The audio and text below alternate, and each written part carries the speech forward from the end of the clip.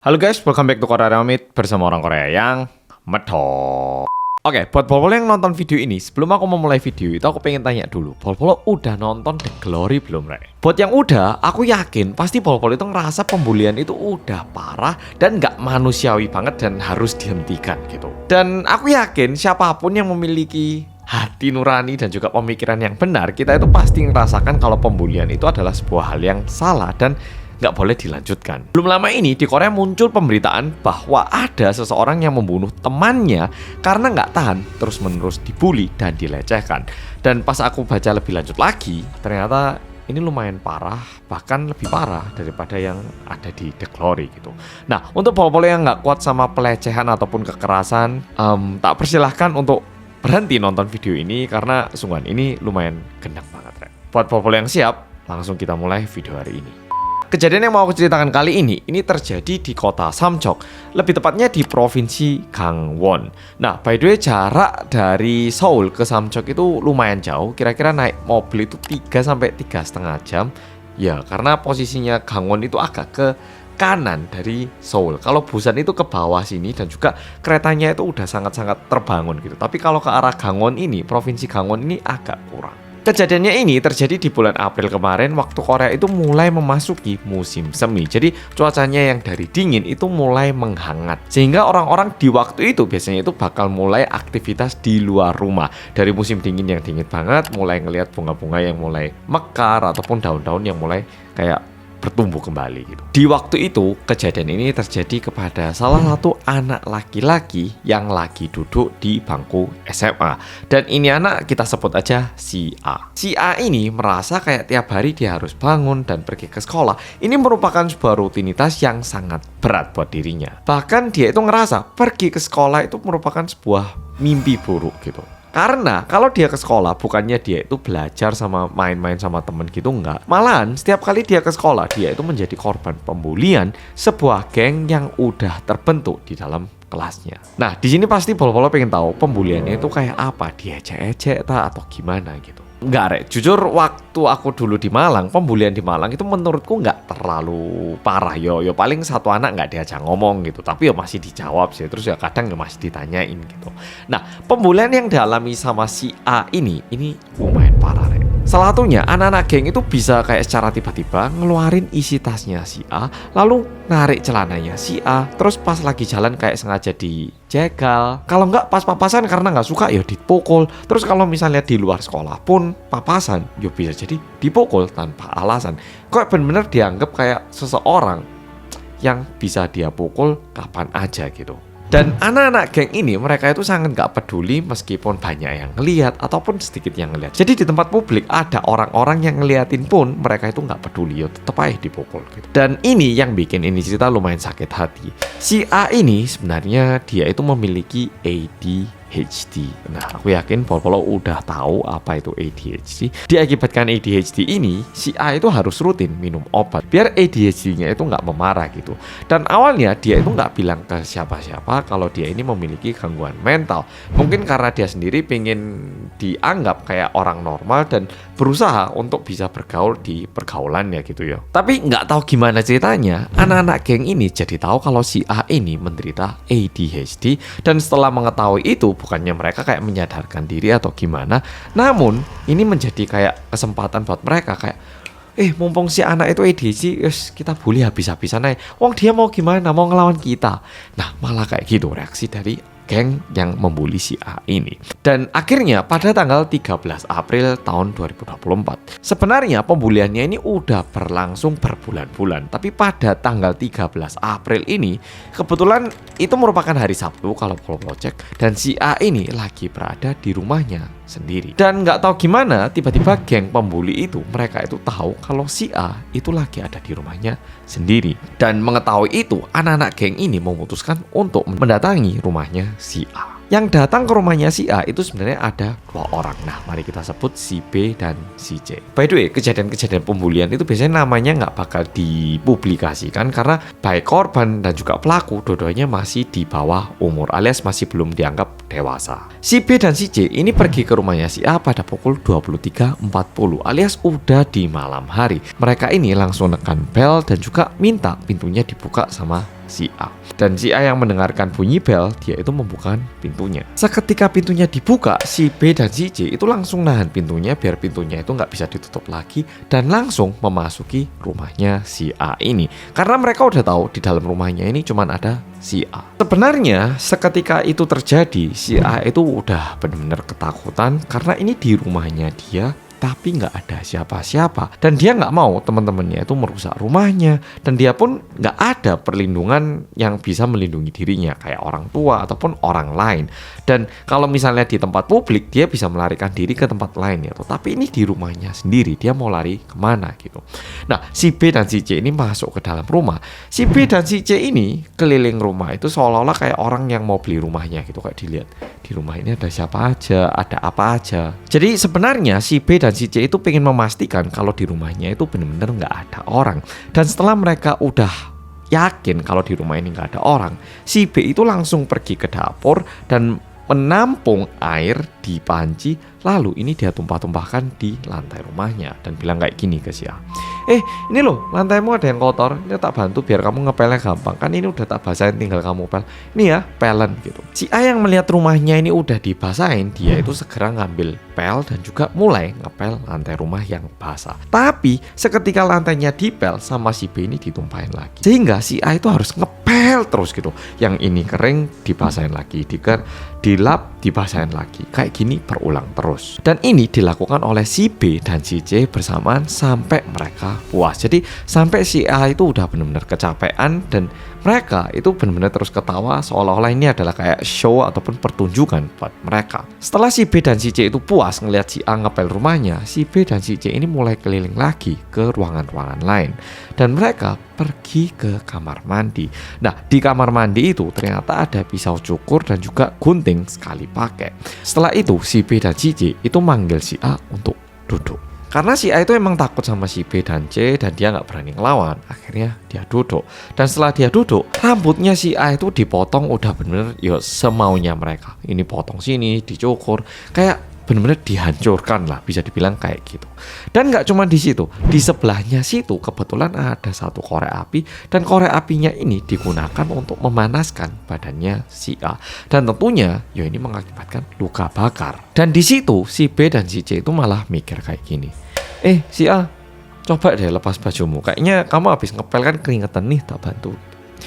Nah, si A udah lepas baju, ya sampai telanjang gitu. Dan korek apinya ini dinyalakan untuk memanaskan bagian kemaluannya si A. Dan karena mereka ini udah memasuki usia remaja dan juga udah masa pertumbuhan yang kedua ya toh, sehingga di bagian kemaluannya kan ada rambutnya ya bulunya ya toh. Nah, bulunya ini juga dibakar pakai korek api. Dan melihat si A yang kepanasan dan juga udah kesakitan, si B dan si C itu malah ketawa melihat si A yang kebakaran di bagian alat kemaluannya itu. Di situ si B dan si C itu nggak berhenti, tapi mereka itu malah mulai membakar semua rambut ataupun bulu yang ada di tubuhnya si A.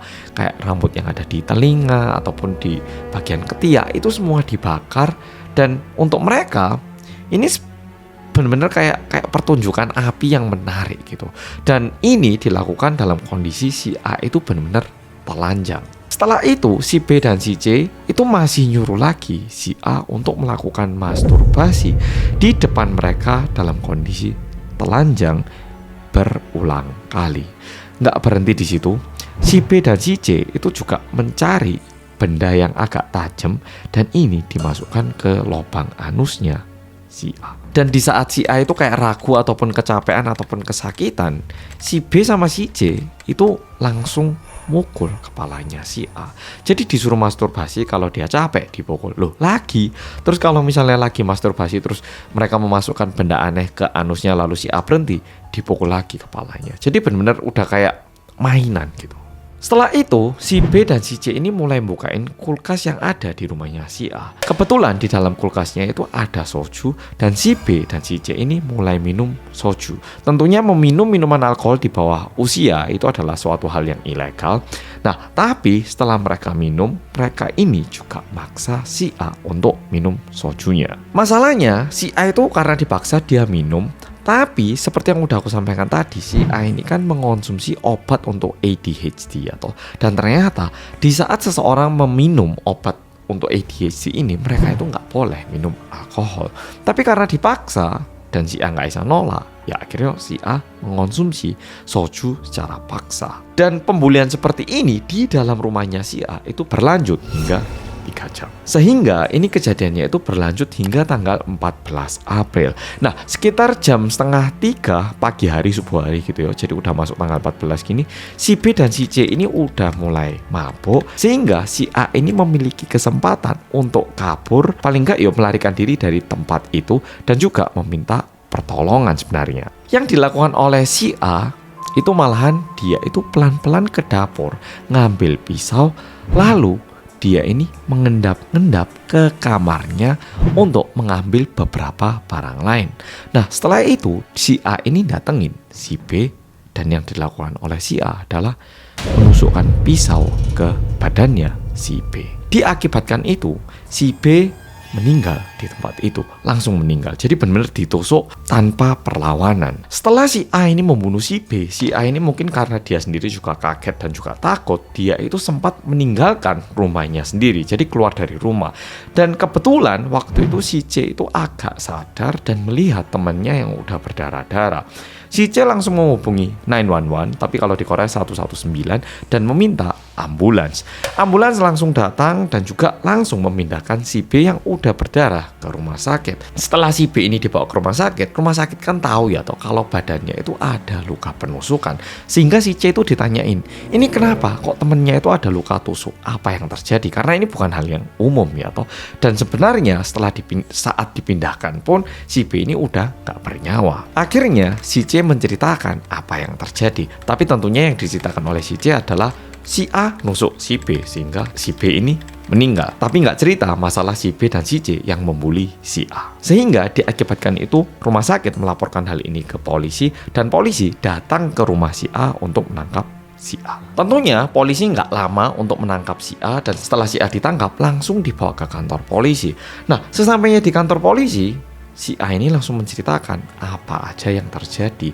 Kalau dia ini selama ini udah dibully, dilecehkan, dan juga termasuk kenapa si A ini menusuk si B. Dan aku yakin bol-bol yang dengarkan ini aja udah jengkel banget sama si B. Tapi si A itu menceritakan kalau dia itu udah dibully seperti ini berbulan-bulan dan berulang kali oleh si B dan si C. Dan diakibatkan itu si A ini membunuh si B. Itu yang disampaikan sama si A ke kepolisian. Akhirnya kasus ini dibawa ke sidang, tapi baru diproses pada tanggal 14 September tahun 2024 ini.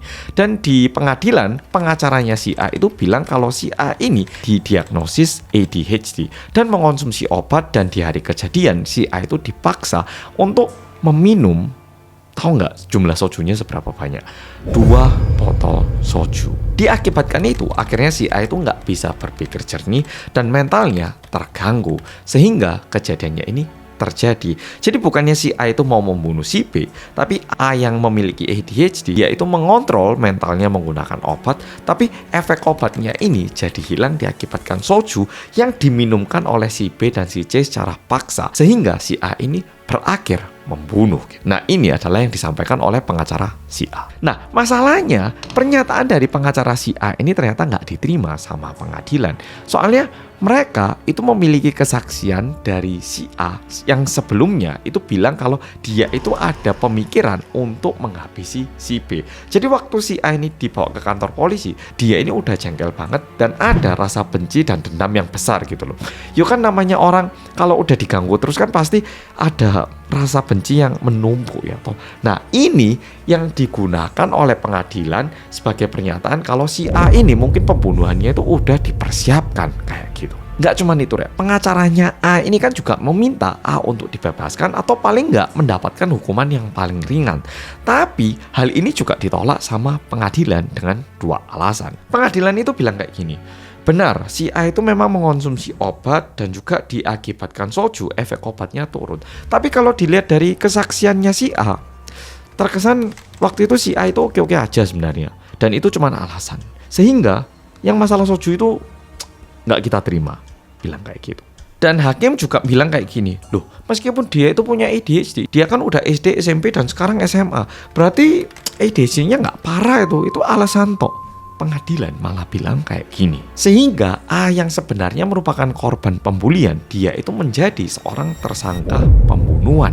Dan sebenarnya keluarganya itu udah ngasih uang jaminan pidana, tapi ini pun ditolak sama keluarga B. Dan ayahnya B itu sampai memohon-mohon ke pengadilan agar A itu mendapatkan hukuman seberat mungkin, ataupun hukuman terberat. Tapi masalahnya gini rek, sebelum A memutuskan untuk membunuh si B, A kan terus-menerus dibully sama B, atau bahkan setelah A melaporkan hal ini ke guru ataupun sekolah, sama sekali nggak ada tindakan yang dilakukan, alias nggak ada perubahan gitu. Jadi B itu nggak pernah berhenti untuk ngebully si A gitu. Bahkan saat si A itu mencoba bilang ke guru atau gimana gitu si B ini malah membuli lebih parah lagi. Dan bahkan di dalam kondisi seperti ini, pengadilan bilang kayak gini, dilihat-lihat usianya si A ini udah mau masuk usia dewasa ini berarti hukumannya itu nggak boleh hukuman anak di bawah umur lagi nih, harus dihukum sesuai dengan hukuman orang dewasa. Korban pembulian ini malah kayak di framing menjadi orang yang paling jahat gitu. Di sidang pertama, si A itu mendapatkan vonis hukuman penjara panjang 12 tahun dan pendek 6 tahun. Nah, ini merupakan bentuk hukuman yang diberikan untuk anak-anak di bawah usia. Jadi kalau orang dewasa kan biasanya hukumannya jelas. Tapi anak-anak yang di bawah usia itu hukumannya kayak gini, 6-12. Nah, di saat kamu di penjara, itu menentukan durasi penjaranya gitu. Mendapatkan hasil seperti itu di sidang pertama, keluarganya si A itu tentu banding. Dan untungnya bandingnya ini diterima, lalu hukumannya si A ini diturunkan menjadi 3-5 tahun. C yang selama ini ikut membuli dan juga melecehkan A, itu sebenarnya juga ikut diadili atas tuduhan penyerangan khusus sebenarnya. Tapi masalahnya sidang putusan vonis hukuman untuk si C ini baru akan dilaksanakan pada tanggal 17 Oktober tahun 2024. Dan menurut info terakhir, jaksa itu meminta agar C itu divonis hukuman 9 tahun penjara. Tapi kita nggak tahu apakah pengadilan bakal terima atau enggak. Nah, oke Polo. Jadi sebenarnya kejadiannya kayak gini. Yang paling menyedihkan gini, seorang anak yang ada ADHD udah dibully sampai segitunya dan sangat dipermalukan oleh teman seusianya sendiri. Dan aku nggak membenarkan pembunuhan yang dilakukan oleh si A itu benar atau tidak. Namun, pembulian yang terjadi di sekolah ini menurutku berlanjut di pengadilan. Dan ini menurutku merupakan sebuah hal yang sangat-sangat perlu kita pikirkan bersama-sama. Kayak ini benar tak? Apakah benar pengadilan itu benar membuat keputusan yang benar atau enggak? Karena kalau misalnya ini si A adalah anaknya hakim, apakah hakim bakal membuat keputusan sendiri? Dan apakah ini yang kita panggil sebagai main hakim sendiri? Tentunya aku nggak membenarkan si A, tapi berharap si A ini mendapatkan hukuman yang pantas, dan juga sama halnya untuk si B dan si C. Meskipun si B udah meninggal, menurutku vonis hukuman itu perlu dijatuhkan untuk menunjukkan kalau apa yang udah dilakukan sama si B di saat dia hidup itu salah. Oke Polo, makasih udah nonton video kali ini dan sampai jumpa di video